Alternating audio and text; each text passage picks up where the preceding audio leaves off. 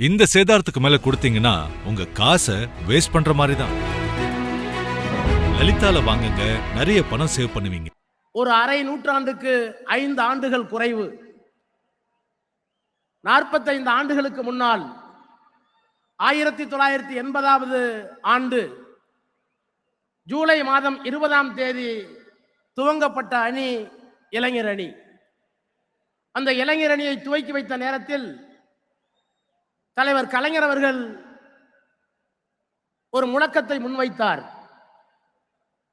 நாங்கள் பெரியாரின் பிள்ளைகள், அண்ணாவின் தம்பிகள். எங்கள் கால்கள் நடப்பதை நிறுத்தாது, நடந்து கொண்டே இருப்போம். எங்கள் கைகள் எழுதுவதை நிறுத்தாது, எழுதிக் கொண்டே இருப்போம். எங்கள் உதடுகளும் நாவுகளும் பேசுவதை நிறுத்தாது, பேசிக்கொண்டே இருப்போம்.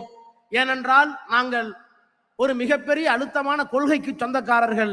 நாங்கள் பெரியாரின் பிள்ளைகள், அண்ணாவின் தம்பிகள் என்று அந்த முழக்கத்தை முடித்தார். 45 ஆண்டு காலம் உருண்டோடி விட்டது. அன்றைக்கு சில நூறு பேர். நான் பட்டப்படிப்பை துவங்கியிருந்த முதல் ஆண்டு. ஆனால் இந்த மேடையை இன்றைக்கு பார்க்கிறேன், இந்த மைதானத்தை பார்க்கிறேன். எவ்வளவு பெரிய எழுச்சி! இந்த இளைஞரணி எப்படி உருக்கொண்டு இன்றைக்கு ஆருயிர் இளவல் மாண்புமிகு உதயநிதி ஸ்டாலின் என்கின்ற அந்த இளம் தலைவரால் மிகப்பெரிய உயரத்தை, சிகரத்தை எட்டி இருக்கிறது. அந்த மாநாட்டிலே உரையாற்றுகின்ற வாய்ப்பினை தலைவர் எனக்கு வழங்கியிருக்கிறார்கள். அவர்களுக்கும் துணை முதலமைச்சர் அவர்களுக்கும் என்னுடைய நன்றியை முதலில் நான் தெரிவித்துக் கொள்கின்றேன். நான் இந்தியாவில் மட்டுமல்ல, உலகத்திலே தேடி பார்க்கிறேன். தமிழ்நாட்டில் 76,000 கிளைக்கழகங்கள்.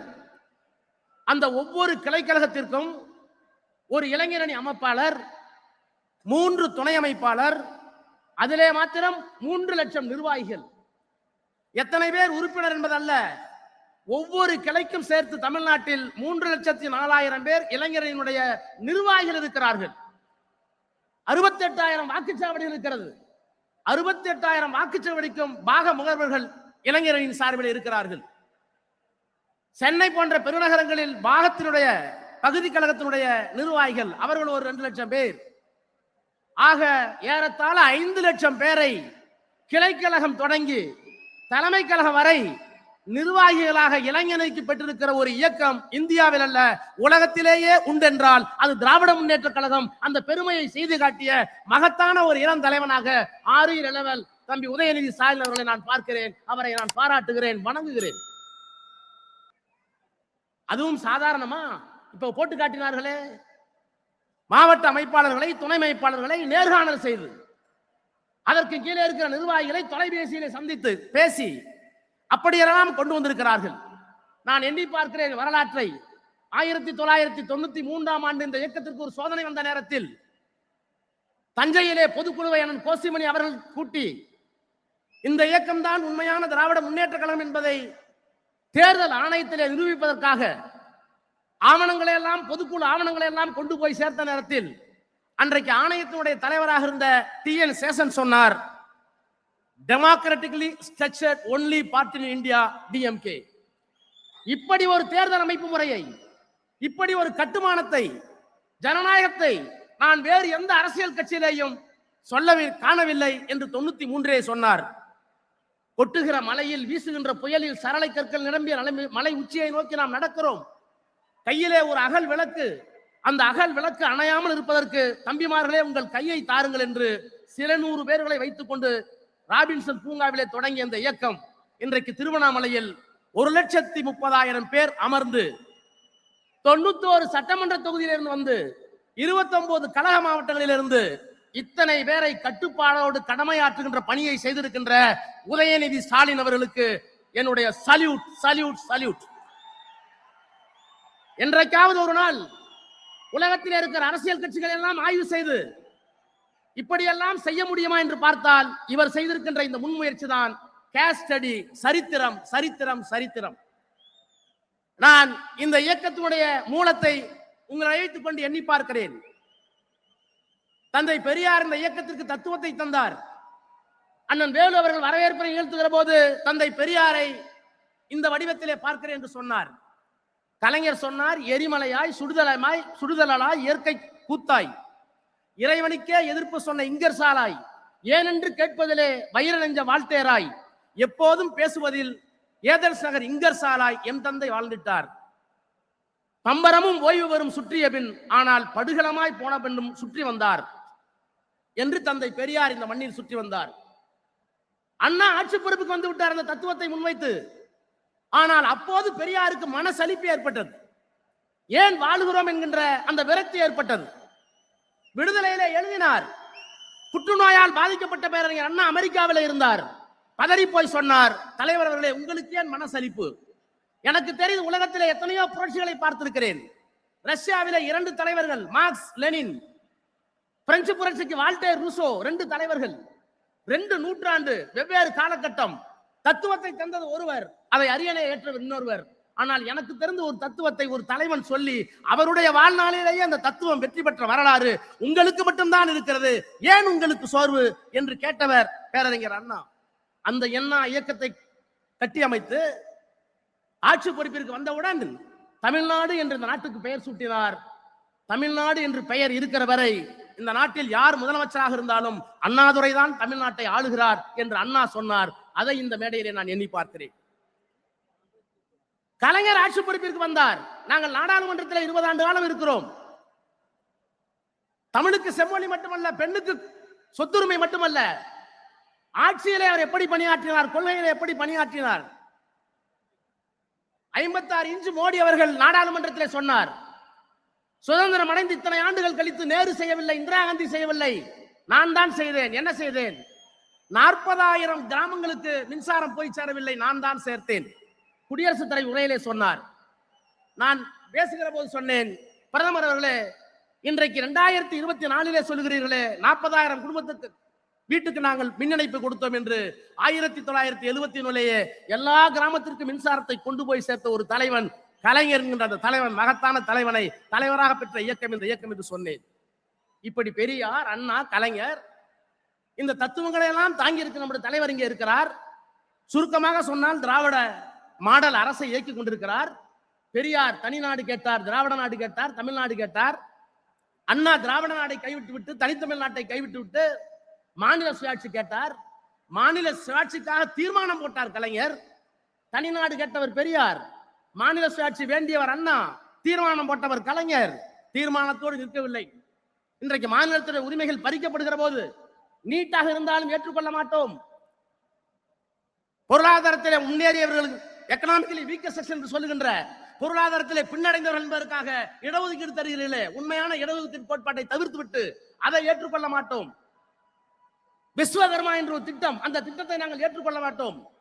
நாடாளுமன்றம் இயக்கிற சட்டத்தை ஏற்றுக்கொள்ள மாட்டோம். Political will of the reflected in the parliament. ஆனால் எங்கள் சட்டமன்றத்தில் இந்த ஆட்சியினுடைய நாயகர், நாங்கள் ஒப்புக்கொள்ள மாட்டோம் உங்கள் சட்டங்களை, நாங்கள் out of control of Delhi என்று சொல்லுகின்ற ஆற்றல் மிக்க ஒரு தலைவன் இந்தியாவில் யார்? இவரை தவிர.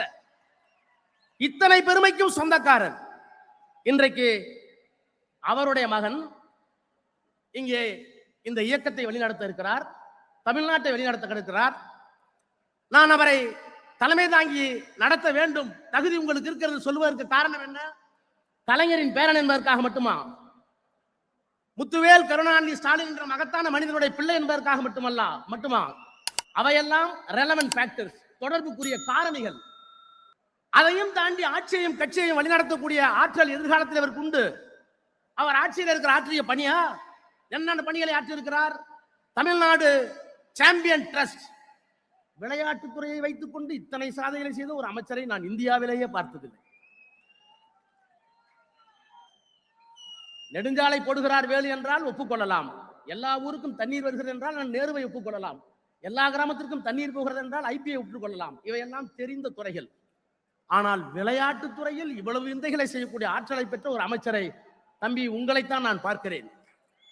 எத்தனை திட்டங்கள்! தமிழ்நாடு சாம்பியன் ட்ரஸ்ட், போட்டிக்கு போவதற்கு முன்பாகவே ஊக்கத்தொகை, தேசிய முதல் ஒலிம்பிக் வரை யார் பதக்கம் பெற்றாலும் அவர்கள் அழைத்து வந்து பதக்கம். எலைட் ஸ்போர்ட்ஸ் பர்சன் ஸ்கீம், உலக போட்டியா ஒலிம்பிக் போட்டியா எல்லா செலவையும் நாங்கள் ஏற்றுக்கொள்கிறோம். இன்டர்நேஷனல் மெடல் ஸ்கீம், 12 லட்சம் ரூபாய் ஒரு வீரனை தயார் செய்வதற்கு. சாம்பியன் டெவலப்மெண்ட், 20 வயதிற்கு உட்பட்டவர்களை எதிர்காலத்திலே தயார் செய்வதற்கு திட்டம். இதையெல்லாம் கூட நான் ஏற்றுக்கொள்கிறேன். சாதாரண சிந்திப்பிலே கூட வந்திருக்க கூடும். தலைவருக்கு பரிசு இருக்கிறீர்களே, அவரிடத்திலே சொல்லி இன்னொரு வேலையை செய்தீர்களே. உள்ளாட்சி துறையில் இன்றைக்கு நான் பெரம்பலூர்ல இருந்து கிளம்பினேன். கை கால் இரண்டும் நடக்க முடியாமல் குழந்தை போல ஒருவர் நடந்து வந்தார். ஏனையா சொல்லியிருந்தால் நான் வந்து மனு வாங்கியிருப்பேனே, கையில் இருக்கிற மனுவை என்று கேட்டேன். நான் மனு கொடுக்க வரவில்லை, நான் ஒரு பட்டதாரி ஆசிரியர். பிறகு எதற்காக வந்தேன் என்று கேட்டேன். ஒரு லேமினேட் செய்யப்பட்ட காகிதத்தை காட்டினார். உள்ளாட்சி அமைப்பில் நான் இன்றைக்கு ஒரு கவுன்சிலராக ஆக்கப்பட்டிருக்கிறேன். அதற்கு காரணம் உதயநிதி ஸ்டாலின் தன்னுடைய தந்தையிடத்தில் சொல்லி எனக்கு வாங்கி கொடுத்திருக்கிறார். நான் பார்க்கிறேன். நொண்டி என்றார்கள், முடம் என்றார்கள், குருடன் என்றார்கள், செவிடன் என்றார்கள். ஐநா மன்றம் அவர்கள் அப்படி சொல்லக்கூடாது, மாற்றுத்திறனாளி என்று சொல்லி சொன்னது. ஐநா சொன்ன அந்த கட்டளையை தமிழ்நாட்டில் இருக்கிற எந்த முதலமைச்சரும் பார்க்கவில்லை, கேட்கவில்லை, நிறைவேற்றவில்லை. ஆனால் கலைஞர் என்ற மகத்தான மனிதர் தான் இந்தியாவில் அவர்களை மாற்றுத்திறனாளி என்று அழைத்தது மட்டுமல்ல, அவர்களுக்கு ஒரு தனி துறையை உருவாக்கினார். அவருடைய பேரன் இன்றைக்கு உள்ளாட்சி அமைப்புகளில் தேர்தல் இல்லாமல் மாற்றுத்திறனாளி ஒரு உள்ளே போகிறார். இப்போது சொல்லுங்கள், கலைஞருக்கு, மாண்புமிகு முதலமைச்சருக்கு அவர் ரத்தத்திற்கு மட்டுமா வாரிசு? இல்லை, அவர்கள் கொண்டிருக்கிற லட்சியத்திற்கு வாரிசு. இத்தனையும் செய்திருக்கிறார் ஆட்சியில். இதற்காக கூட உங்களை நான் தலைவர் என்று சொல்ல எத்தனிக்க மாட்டேன். இவையெல்லாம் எல்லா அமைச்சர்களும் செய்யலாம். உங்களை எங்கே பார்க்கிறேன்? சனாதனத்திற்கு மண்டியிட மாட்டேன் என்று சொன்னீர்களே. உச்ச நீதிமன்றத்திலே ஒரு வழக்கு, இந்தியாவில் 20க்கும் மேற்பட்ட உயர் நீதிமன்றங்களில் வழக்கு. பயந்தாரா? என்ன செய்ய போகிறோம் என்று திகைத்தாரா? சிறை என்றால், சிலுவை என்றால் தூக்கி திரும்பதற்கு எத்தனை பேருக்கு முடியும்? எதிர்த்து நின்றார். மண்டியிட மாட்டேன், கொள்கையோடு இருப்பேன். அந்த தலைவா, அதற்காக உன்னை நான் நிற்கிறேன். பொய்ப்பெட்டி என்றும் பாசறை என்றும் ஆரம்பித்தீர்களே. முரசொலியில் பாசறை பக்கம் யாரு கொடுத்த ஐடியா தெரியலையே. பொய்ப்பெட்டி திராவிட முன்னேற்ற கழகத்தின் மீது, பெரியார் மீது, அண்ணா மீது, கலைஞர் மீது, முதலமைச்சர் மீது, தத்துவங்கள் மீது பொய் புகார்கள், அவதூறுகளை பேசிய நேரத்தில் அதற்கு பொய்ப்பட்டி என்று பெயர் கொடுத்து நாடறிந்த பேச்சாளர்களை அழைத்து வந்து அவர்களுக்கெல்லாம் விளக்கம் சொன்னீர்களே. அந்த விந்தையை உங்களுக்கு யார் கற்றுக் கொடுத்தது? பாசறை பக்கம், முரசொலியில் கடைசி பக்கம் உழைத்தவர்கள் யார்? அவர்கள் சொன்ன சிந்தனை என்ன? அந்த சிந்தனையை எப்படி வரையறுத்தார்கள்? அவர்கள் போட்ட தடத்தில் நாம் எப்படி நடந்து போவது? இதற்கு ஒரு பக்கம் யார் கொடுத்தார்கள்?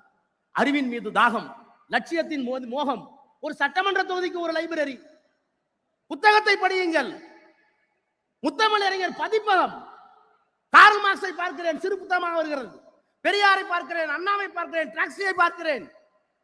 மார்க்சியம் பேசுகிறது. யார் அம்பேத்கர், யார் சாதி ஒழிப்பு, இத்தனைக்கும் சிறு நூல்கள். முத்தமிழ் அறிஞர் பதிப்பகம், அதை யார் உங்களுக்கு சொன்னது? அது மட்டும்தானா? முடிக்கிறேன்.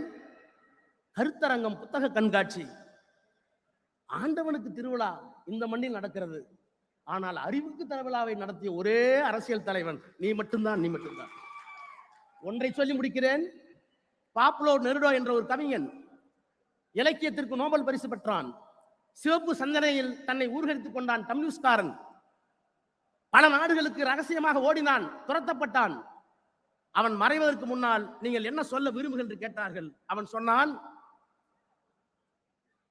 தத்துவ ஆறு தலைமுறையை தாண்டி பயணிக்கிற போது, ஒரு தத்துவ ஆறு, ஒரு இயக்கத்தின் தத்துவ ஆறு தலைமுறையை தாண்டி பயணிக்கிற போது,